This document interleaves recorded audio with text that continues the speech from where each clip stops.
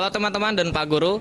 Nah, kami dari kelompok 2 beranggotakan Tamar Diudiatmoko dari 10 TP6 absen 29. Dan saya Rian Valen Destiano, absen 28. Saya Nikolas Bastian Kartika, absen 19.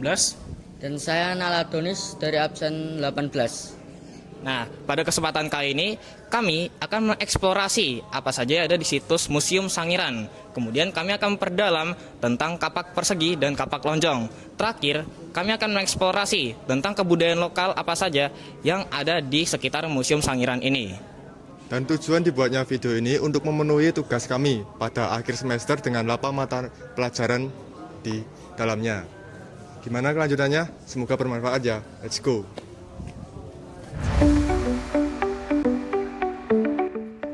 Museum Sangiran adalah museum arkeologi yang terletak di Kalijambe, Kabupaten Sragen, Provinsi Jawa Tengah.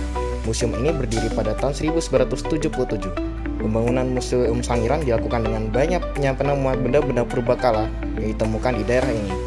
Orang pertama kali meneliti daerah ini adalah G.H.R. von Königswald, seorang ahli paleoantropologi Jerman yang menemukan fosil Homo erectus dan berbagai fosil. Museum ini telah menjadi salah satu museum koleksi manusia purba yang terlengkap di Asia yang telah menyimpan 50% fosil purba di dunia. Koleksinya antara lain berupa artefak batu, fosil binatang purba, dan fosil manusia. Kali ini kami berfokus untuk membahas dua alat artefak batu, yaitu kapak persegi dan kapak lonjong. Langsung saja kita ke penjelasannya. Kapak lonjong. Kapak lonjong adalah kapak yang berbentuk lonjong seperti bola telur, di mana ujungnya yang lancip ditempatkan tangkai dan bagian ujung yang bulat diasah hingga tajam. Umumnya, kapak lonjong ini terbuat dari batu kali berwarna hitam, seperti kapak lonjong yang masih digunakan di Papua. Ada juga kapak lonjong yang dibuat dari batu nefrit berwarna kehijauan. Di Indonesia, kapak lonjong ini hanya tersebar di wilayah bagian timur seperti Sulawesi, Maluku, dan Papua. Kapak lonjong ini memiliki ciri-ciri, yaitu bentuk penampangnya lonjong seperti bola telur, ujungnya yang lancip ditempatkan tangkai, bagian ujung yang bulat diasah hingga tajam, terbuat dari batu kali berwarna hitam, batu nefrit berwarna hijau tua atau batu giok. Fungsi dari kapak lonjong ini yaitu digunakan untuk memotong daging dan tanaman, membantu dalam menggali akar atau umbi, membantu untuk membela diri dari hewan atau musuh, dan juga untuk memproses kayu dan bahan lainnya. Lokasi persebaran kapak lonjong yaitu meliputi banyak tempat di Indonesia bagian timur seperti Sulawesi, Sangihe, Taulu, Flores, Maluku, dan Irian. Sedangkan di luar Indonesia, kapak lonjong ditemukan tersebar luas meliputi Burma, Cina, Manchuria, Taiwan, Jepang, Filipina, dan juga di India.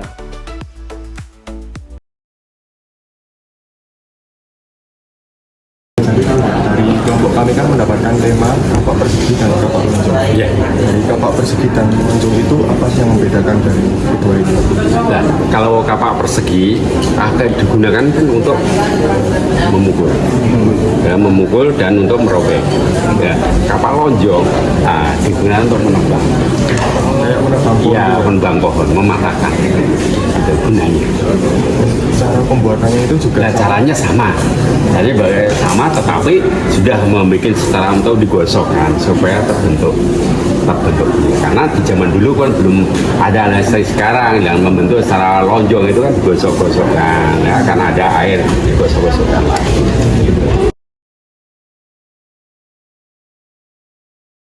Kan kalau berdasarkan pencarian kami, kapak persegi ini kan paling banyak itu ditemukan di bagian barat, Ya. sedangkan kapak lonjong ini paling banyak ditemukan di bagian timur. Nah, apa alasannya dan apa faktor yang membuat ada kebetulan seperti ini? Barat dan sebelah timur karena pengangkatannya daratan dulu pertama kali kan di bagian barat dulu, baru bagian selatan sampai ke sebelah timur. Nah, itu terjadinya munculnya seperti itu. Tidak mungkin di sini ditemukan seperti itu, di sana juga ditemukan sangat berbeda karena terjadi satu kesalahan harus sama satu. Paham pas itu? Nah, makanya pengangkatan dulu Jawa itu bodohnya di Jawa bagian barat dulu. lalu Jawa bagian selatan, Jawa bagian timur, baru lagi. Kalau Anda melihat kepastikan di sana ada terumbukan karang.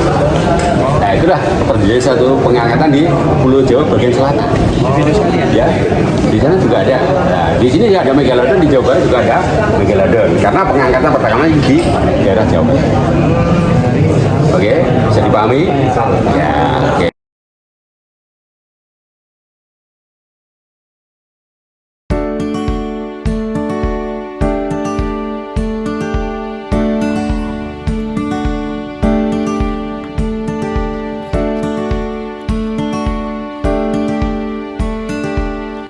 Oke, niki kita sampun wonten ing ngarsanipun souvenir wonten ingkang ing Sangiran.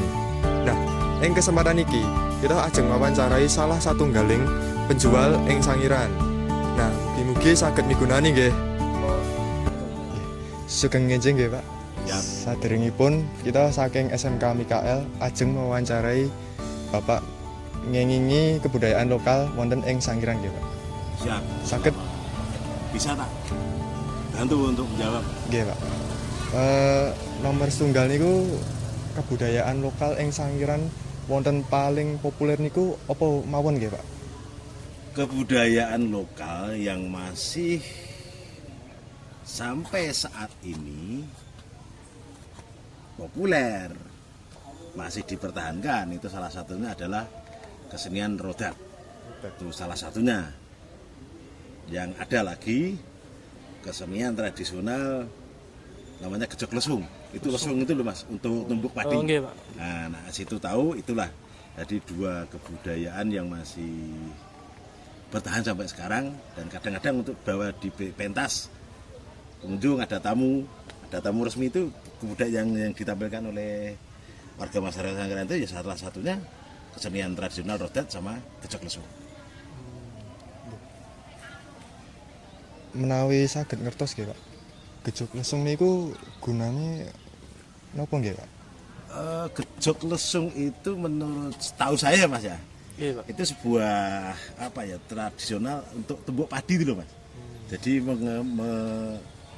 mengingat bahwa nenek moyang dulu sebelum ada rice roller atau slab, ya baik yang keliling atau yang mangkal, itu nenek moyang kita itu menggunakan alat tumbuk namanya lesung, pakai alu lesung itu loh Mas.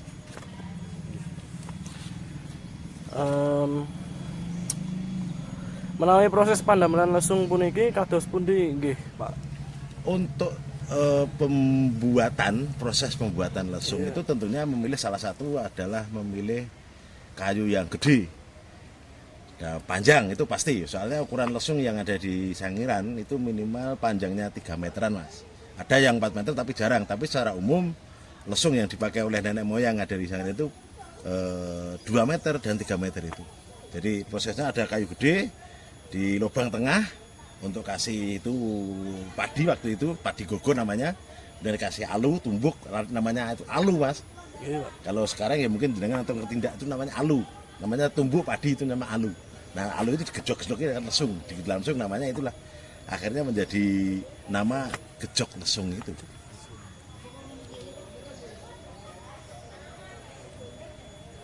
Punapa makna saking tarian radot niku, Pak?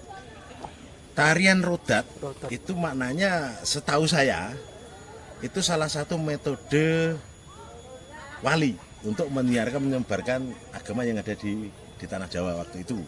Kan pakai rodat, tarian rodat, kemudian pakai itu rebana dan lain sebagainya, itu metode untuk para wali untuk menyebarkan agama di Pulau Jawa. Salah satunya agama Islam itu. Iya. Itu metode atau cara sistem yang digunakan wali untuk mereka itu supaya orang datang dan diajari untuk tari.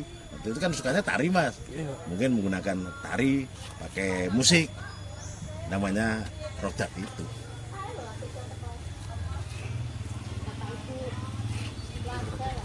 Kalau punapa digelaripun tradisi tari rodat niku, Pak? Biasanya tarian rodat atau gejok lesung ini ditampilkan itu ketika ada momen acara khusus Mas. Acara khusus misalnya Mas ya, ada event kunjungan tamu, kita ada event Sangiran Fair atau Sangiran Budaya. pasar tradisional dan lain sebagainya itu mungkin baru tampil istilahnya pada saat-saat momen tertentu. Tidak istilahnya sebulan sekali, 2 bulan sekali, setahun sekali. Itu setahu saya tidak. Jadi ada momen khusus mereka ditampilkan. Misalnya itu tadi. Baru kemarin itu ada pasar budaya, ada festival jerami, ada apa ya belum lama ada festival jerami itu dipentaskan. Rodat. Matur suwun nggih, Pak. Enten informasi ini ngapunten menawi enten kata-kata yang salah gitu. Terima kasih juga dari adik-adik dari SMK Mikael yang sudah berkenan berkunjung ke Museum Sangiran. Tolonglah keberadaan kami yang ada di sini, para pedagang dan Museum Sangiran secara umumnya, tolong disebarluaskan mungkin ke teman sekolah, saudara, famili, dan biar mau berkunjung ke Sangiran. Sekali lagi terima kasih kunjungannya. Selamat, sukses. Terima kasih. Iya, Pak. Halo, terima kasih banget kunjungannya. Betul nggih, Pak.